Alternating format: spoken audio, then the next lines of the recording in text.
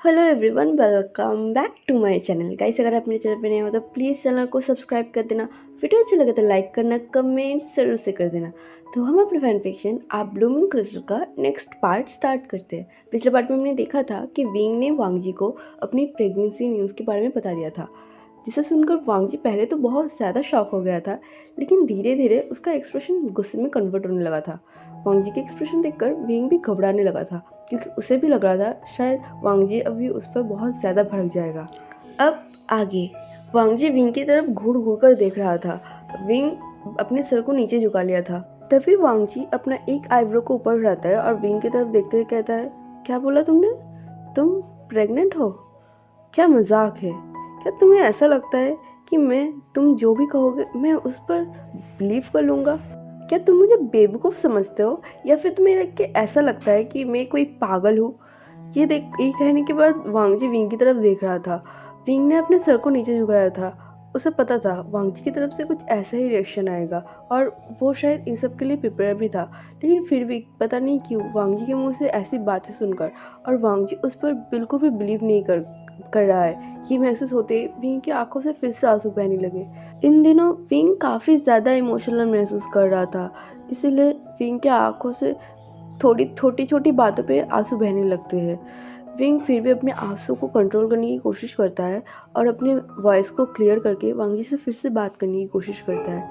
वो वांग जी से फिर से कहता है, प्लीज़ मेरा यकीन करो, देखो तुम्हारे अलावा मैं मैं यहाँ पे नहीं सरवाइव कर सकता हूँ, तुम मेरे अल्फ़ा हो।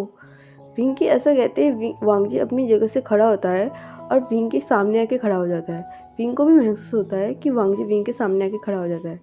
विंग अपने सर को उठा के वांग जी के फेस की तरफ देखने लगता है। तो वो देखता है वांग जी उसकी तरफ देखकर एक मॉकिंगली स्माइल कर रहा है। उसे देख के वांग जी को देख के ऐसा लग रहा है कि वांग जी विंग का मजाक बना रहा हो। वांग जी विंग की तरफ देखते हुए कहता है, मुझे लगता है मुझे तुम्हें पहले साइकेट्रिस्ट के पास ले जाना चाहिए। मुझे लगता है जब तुम मुझसे मिलने आए थे उससे पहले तुम्हारे दिमाग में बहुत ही गहरा चोट लगा था, जिस वजह से तुम ऐसे बात करने लगे हो। इवन तुम तो एक मेल हो, फिर भी एक फीमेल की तरह बात करने लगे हो और मुझसे कह रहे हो कि तुम प्रेग्नेंट हो। ओ माय गॉड, कितना इजी है ना मुझको बेवकूफ़ बनाना। So mister Wing, sorry miss Wing, आप बिल्कुल कामयाब हो चुकी है मुझे बेवकूफ़ बनाने में, क्योंकि मैं बिलीव कर लिया हूँ कि आप प्रेग्नेंट हो। देखिए मैंने पूरा बिलीव कर लिया है, लेकिन मेरे मन में एक सवाल है। ये कहते हुए वांग जी सरकास्टिकली विंग की तरफ देखते हुए कहता है कि ये बेबी मेरा है, इसका क्या प्रूफ है आपके पास? ये सुनते हुए विंग डिसबिलीव से वांग जी की तरफ देखने लगा। वो जैसे वांग जी से ये कहना चाहता हो, क्या तुम मुझे ये कह रहे हो कि मैं कैरेक्टरलेस हूँ? ये ये बेबी तुम्हारा ही है, मैंने तुम्हारे अलावा कभी किसी के साथ नहीं। विंग अपने मन में यही सोचता है, लेकिन वो अपने मन में भी ये लाइन कंप्लीट नहीं कर पाता कि उसके दिल में बहुत ज़्यादा गंदा सा पेन हो रहा था। वो कभी नहीं सोच सकता कि कोई बार बार उसे इस तरह से ह्यूमिलेट कर रहा है, वो भी इस बात के लिए कि विंग किसी और के साथ सोच सकता है। विंग एक ओमेगा है, विंग कभी ऐसा नहीं कर सकता है। शायद वांग जी के लिए ये सब इजी होगा, लेकिन विंग के लिए कभी नहीं। विंग अपनी आंसू भरी आई से वांग जी की तरफ देख रहा था, और उसके एक्सप्रेशन से पता चल रहा था जैसे विंग वांग जी से कहना चाहता हो कि तुम ये क्या कह रहे हो, मैं ऐसा कुछ नहीं करता हूँ, तुम मुझे जैसे समझते हो मैं ऐसा नहीं हूँ। फिर भी वांग जी विंग के सारे एक्सप्रेशन को इग्नोर करता है, विंग के उस आंसुओं को इग्नोर करता है और फिर से अपनी बात को कंटिन्यू करते हुए कहता है, क्या हुआ बताओ, इसका क्या प्रूफ है तुम्हारे पास? वैसे भी मुझे कैसे पता चलेगा कि मुझसे पहले या फिर मेरे बाद तुमने किसी के साथ नहीं सोया है? या मैंने तो खुद अपने आँखों से देखा है तुम्हें वेंचाओ के रूम में जाते हुए, इवन वेंचाओ के साथ अच्छे से बात करते हुए भी। क्या पता तुम उसके साथ भी सोए हो और ये बच्चा उसका हो? क्या तुम्हारे पास कोई प्रूफ है जो ये साबित कर सके कि ये बच्चा मेरा ही है? ये सुनने के बाद विंग के आंखों से बहुत बुरी तरीके से आंसू बह रहा था। विंग अभी सच में चाहता था कि वो अभी लानवांग जी को एक स्लैप करे और उसको ये बहुत अच्छे से समझा दे कि वो ऐसे पर्सन में से नहीं है जो किसी के साथ भी सो जाए। हाँ, विंग ने अपने हीट की वजह से वांग जी के साथ नाइट स्पेंड कर लिया था, लेकिन इसमें विंग का भी तो गलती नहीं था ना। उस समय तो वांग जी भी ड्रग्स की नशे में था। क्यों विंग ने एक बार भी कहा है कि तुमने मेरे साथ ज़बरदस्ती किया है? ये सब कुछ जो कुछ भी हुआ है, ये सब कुछ तुम्हारी वजह से हुआ है। तो फिर वांग जी बार बार विंग को इस तरह से ह्यूमिलेट क्यों कर रहा था? विंग वांग जी को बहुत कुछ कहना चाहता था, लेकिन उसका गला पूरी तरीके से सूख चुका था। उसे ऐसा महसूस हो रहा था कि उसका गला इतना ज़्यादा भारी हो चुका है कि उसके गले से अब एक आवाज़ भी नहीं निकलेगा। विंग बस अपने सिर को नीचे झुकाए हुआ था और उसके आंखों से आंसू बह रहा था। वो बिल्कुल खामोश हो चुका था, उसके गले से एक भी आवाज़ नहीं निकल रहा था। वांग जी एक गहरा सा सांस भरता है, फिर पीछे मुड़कर विंग की तरफ बैक करते हुए कहता है, मैं तुम्हें ये सब बोलना नहीं चाहता था या फिर तुम्हें इंसल्ट नहीं करना चाहता था, लेकिन तुम ही वो पर्सन हो जो मुझे ये सब करने में बार बार मजबूर कर देते हो। अगर तुम मेरे साथ ऐसी हरकतें करना बंद नहीं करोगे ना, तब बार बार मैं तुम्हें ये सब बोलने में मजबूर हो जाऊंगा, और इसमें मेरा भी कोई गलती नहीं है। इसलिए अभी भी टाइम है, सुधर जाओ। और प्लीज़ जब तक ना तुम अपनी इन स्टूपिड हरकतों को बंद करना बंद नहीं करते, तब तक तुम मेरे सामने मत आना। ऐसा कहते हुए वो विंग को वहाँ से जाने के लिए बोल देता है। विंग भी कुछ ना कहते हुए वहाँ से निकल जाता है। वो अभी भी अपने सिर को नीचे झुकाए हुए था। वांग जी की बातें विंग के ऊपर बहुत बुरी तरीके से असर किया था, जिस वजह से विंग बिल्कुल खामोश हो चुका था। उसके आंखों से आंसू तो बह रहे थे, लेकिन उसके मुंह से एक भी आवाज़ नहीं निकल रहा था। वो अपने रूम में पहुंचकर अपने विंडो के पास जाके खड़ा हो जाता है और विंडो के बाहर से ही आसमान को देखने लगता है। वांग जी की सारी बातों से विंग को ऐसा फील हो रहा था अभी, शायद ये दुनिया विंग के लिए नहीं है। ये दुनिया कभी भी विंग को नहीं अपनाएगा, विंग की इस बॉडी को नहीं अपनाएगा। और अगर सच में विंग ने किसी भी तरह से सर्वाइव करके इस बेबी को भी जन्म दे दिया, तो फिर शायद ये बेबी को भी ये दुनिया नहीं अपनाएगा, और ये बेबी भी इस दुनिया के लिए एक मजाक का चीज़ बन जाएगा। जो सोचते हुए विंग को और भी ज़्यादा पेन होने लगा था, और वो बस विंडो से बाहर देख रहा था और अपने वोल्ट के बारे में, अपने कबीले के बारे में सोच रहा था। वो अपने अंकल को, अपने गगा को याद कर रहा था, और साथ ही में अपने माँ बाबा को भी याद कर रहा था। वो बस यही सोच रहा था, क्यों मैं एक नॉर्मल लाइफ नहीं डिज़र्व करता था? क्या ये सब होना मेरे लिए बहुत ज़रूरी था? क्यों मेरे साथ ये सब हुआ? मैं अभी हर वक्त रिग्रेट करता हूँ इस बात के लिए कि मैं तुमसे मिला। हाँ लानवांग जी, मैं रिग्रेट करता हूँ तुमसे मिलने के लिए। मुझे बहुत ज़्यादा पछतावा महसूस होता है। काश तुम मेरे मेट ही ना होते, और काश मैं कभी अपने मेट से ही ना मिलता। अगर अभी मैं अपनी दुनिया में होता तो कितना ज़्यादा खुश होता। मेरा एक अच्छा सा फैमिली होता, मैं एक नॉर्मल लाइफ जी रहा होता। हाँ, मुझे मेरा मेट नहीं मिलता, लेकिन मुझे ये सब सहना भी तो नहीं पड़ता है ना। ऐसा सोचते हुए वह उस आसमान की तरफ देख रहा था। विंग ये सभी सोच रहा था और उसकी आंखों से कंटिन्यूसली आंसू बह जा रहे थे। उसके मुंह से तो कोई आवाज़ नहीं निकल रहा था, लेकिन उसके आंखों से आंसू बह रहे थे। अब हमें शाम का सीन दिखाया जाता है। पार्टी हॉल में सारे गेस्ट आ चुके थे। सारे लोग बहुत ज़्यादा एक्साइटेड थे, क्योंकि ये वांग जी की कंपनी ओपनिंग की पार्टी थी, जिस पर वो लोग बहुत ज़्यादा फन करने वाले थे। जो लोग वांग जी को सच्चे दिल से अपना दोस्त मानते थे और वांग जी का रिस्पेक्ट करते थे, वो लोग वांग जी के लिए बहुत ज़्यादा खुश थे। और स्पेशली इतनी बड़ी पार्टी जो हो रहा है, ऊपर से वांग जी के कुछ क्लाइंट्स भी यहाँ आने वाले थे। उन लोगों के साथ मीटअप करने में भी वो लोग बहुत ज़्यादा एक्साइटेड थे। वांग जी भी रेडी हो चुका था और अपने सारे क्लाइंट को एक एक करके विज़िट कर रहा था। वो अपने सारे क्लाइंट को अच्छे से वेलकम करते हैं और उन्हें ड्रिंक्स ऑफ़र करते हैं, और उनके साथ वांग जी और हाईकॉन बात करने लगते हैं। वहाँ पे वांग जी की कंपनी का कुछ नए एम्प्लॉयज़ भी आए थे, जो उस पार्टी में शामिल हुए थे और सबके साथ मस्ती कर रहे थे। शाओशिन चैन, शुयांग, न्योसंग, सारे लोग उन लोगों को अटेंड कर रहे थे और उन लोगों के साथ बात करके उन्हें एंटरटेन कर रहे थे। वहाँ पे वांग जी के भी सारे दोस्त, उन सब के भी सारे दोस्त और उन सब के कुछ रिलेटिव्स भी थे, जो उन लोगों के एज के ही थे। वहाँ पे कहा जाए तो सारे लोग ही उन लोगों के एज के ही थे, बस कुछ जो वांग जी की कंपनी के शेयर होल्डर्स थे, वो लोग वांग जी से थोड़े बड़े थे, और वो लोग वांग जी के लिए काफ़ी ज़्यादा प्राउड थे, क्योंकि वांग जी का एज के हिसाब से वो जो काम करने वाला था, इतनी बड़ी कंपनी को ओपन करना, ये कोई आम बात नहीं है। इसलिए वो लोग बहुत ज़्यादा इंटरेस्टेड थे वांग जी के ऊपर। वांग जी उन लोगों को बहुत अच्छे से अटेंड कर रहे थे। वो लोग शायद बहुत जल्दी उस पार्टी से जाने वाले थे, क्योंकि वो लोग सीनियर थे और इन सारे बच्चों के बीच वो लोग थोड़े से अजीब फील कर रहे थे। इसलिए वो वांग जी के साथ अच्छे से बात करते हैं और वांग जी को पहले ही बता देते हैं कि वो शायद ज़्यादा देर तक पार्टी को अटेंड ना कर सके। वांग जी भी उन्हें ज़्यादा फोर्स नहीं करता, क्योंकि उसे भी पता है वो लोग सीनियर्स है और यहाँ पे कहा जाए तो सारे ही जूनियर्स है, तो उन लोगों के सामने थोड़ा सा ऑकवर्ड हो जाएगा। शाओ शिनचेन, शुयांग, निहोसंग, ये सारे लोग अपने दोस्तों के साथ और रिलेटिव्स के साथ बात कर रहे थे और पार्टी को एंजॉय कर रहे थे। तभी शाओ शिनचेन का ध्यान जाता है कि विंग अभी तक वहाँ पे नहीं आया। वो कंफ्यूज था, क्योंकि निहोसंग तो खुद से कहा था कि वो विंग को ले आएगा। इसलिए वो निहोसंग के पास जाते हुए कहता है, विंग अभी तक क्यों नहीं आया, क्या तुमने उसे नहीं बताया? ये सुनने के बाद निहोसंग अपने सिर को हाँ में हिलाते हुए कहता है, हाँ मैंने उसे बताया था, और यहाँ आने से पहले मैंने उसके रूम में नॉक भी किया था। उसने कहा कि वो आ रहा है रेडी होके। ये सुनने के बाद शाओ शिनचेन कहता है, वो अभी तक नहीं आया, काफ़ी देर हो चुका है, रुको मैं उसे बुला के लाता हूँ। ऐसा कहते हुए वो वहाँ से जाने ही वाला था कि वो स्टेयर्स की तरफ देखता है तो विंग ऊपर से नीचे आ रहा था। विंग ने वही सूट वेयर किया था जो निहोसंग ने उसे खरीद के दिया था, जिस सूट में विंग हेवनली ब्यूटी लग रहा था। बहुत ही ज़्यादा ब्यूटीफुल, एलिगेंट और सेक्सी लग रहा था। उस सूट का शर्ट थोड़ा सा रिवीलिंग था, जो विंग के ऊपर बहुत ज़्यादा जच रहा था। शाओ शिनचेन विंग को देख के ही बता सकता था।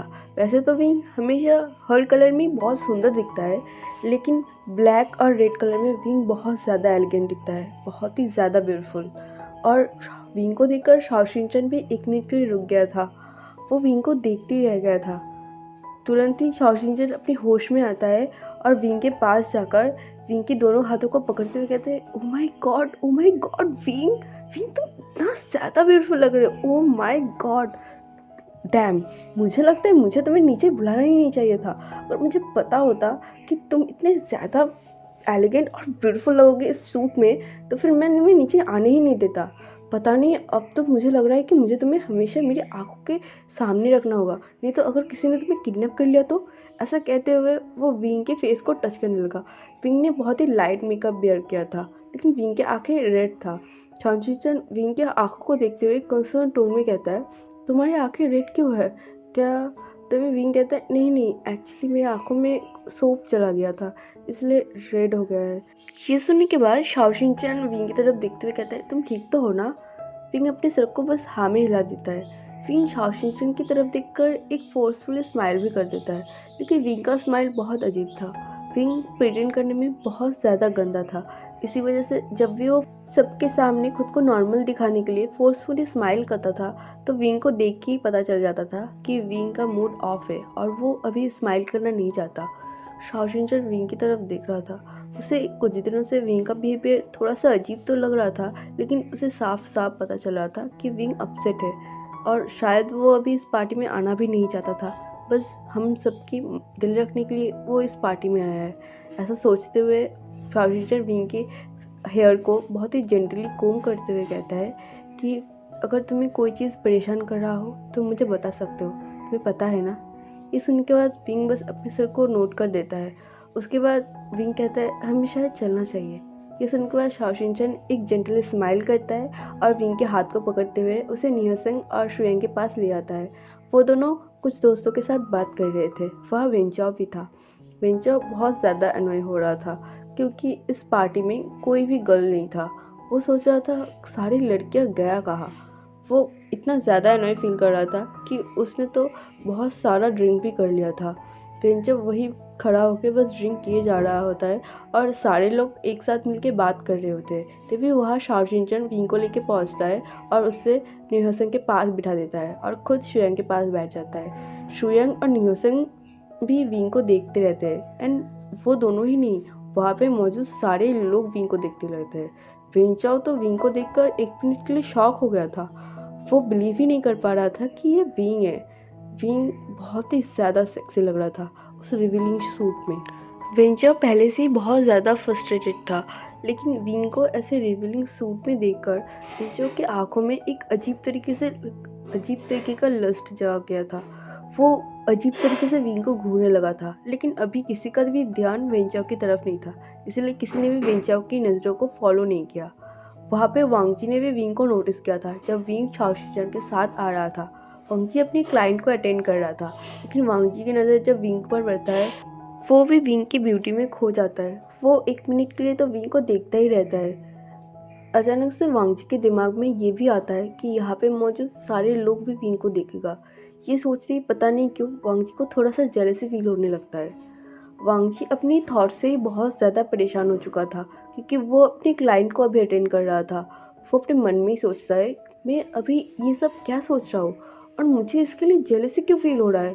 उसे जो कोई भी देखे, वैसे भी पता नहीं वो किसके किसके साथ मिलता रहता है। मुझे मुझे ये सब नहीं सोचना चाहिए। ऐसा कहते हुए वो खुद के माइंड को शांत करवाता है और फिर से अपने बिजनेस पार्टनर्स के साथ बात करने लगते हैं।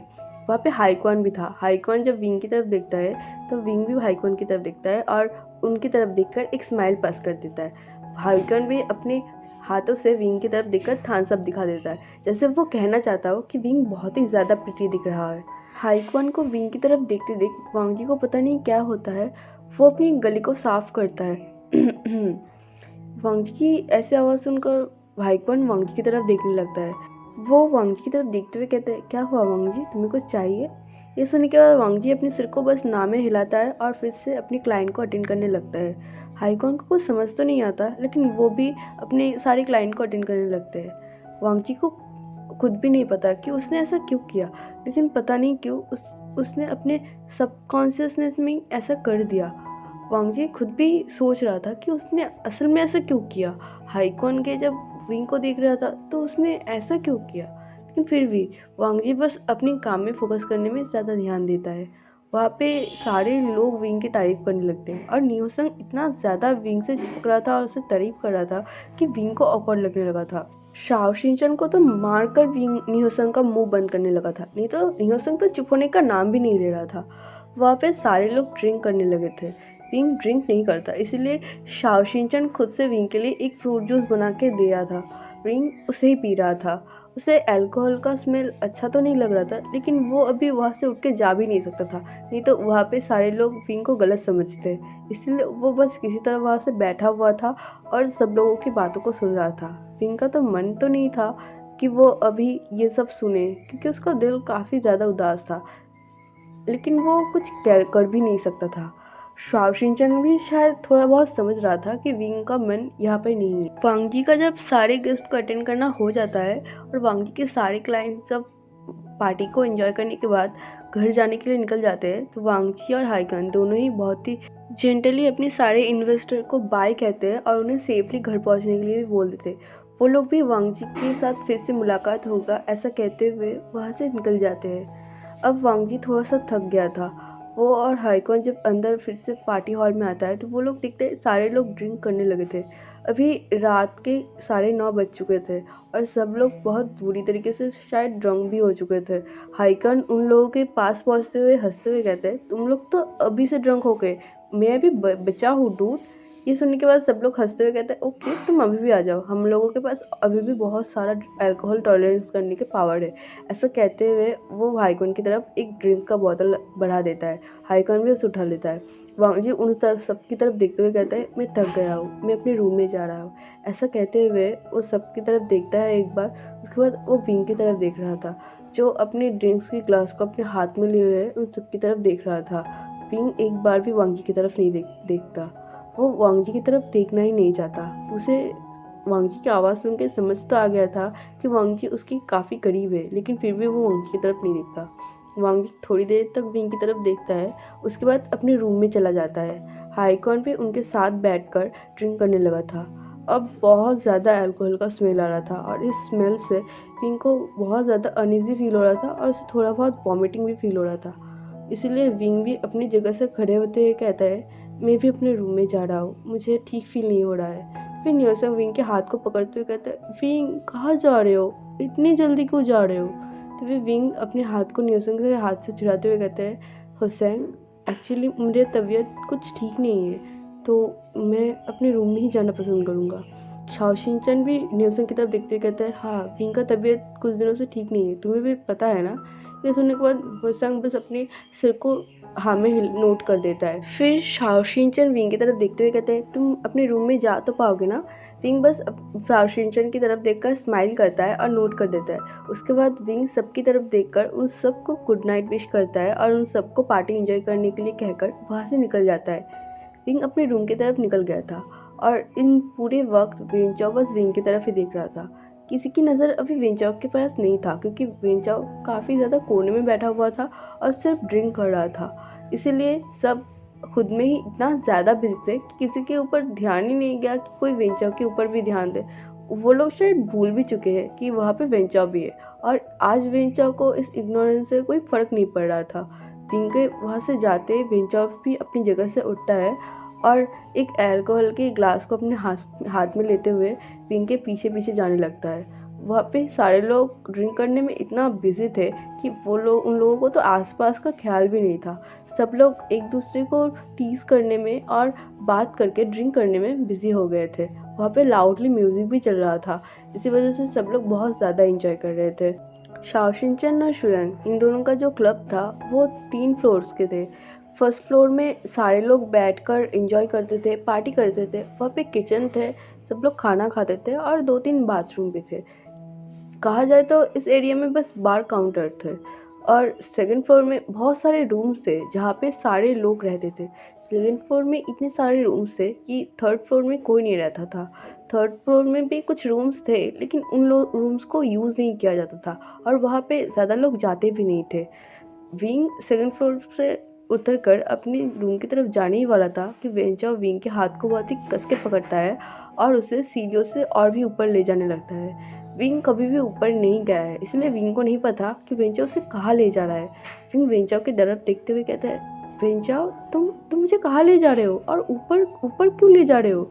विंग अपने हाथ को छुड़ाना चाहता था क्योंकि वेंचाओ के शरीर से बहुत ज़्यादा अल्कोहल की स्मेल आ रहा था।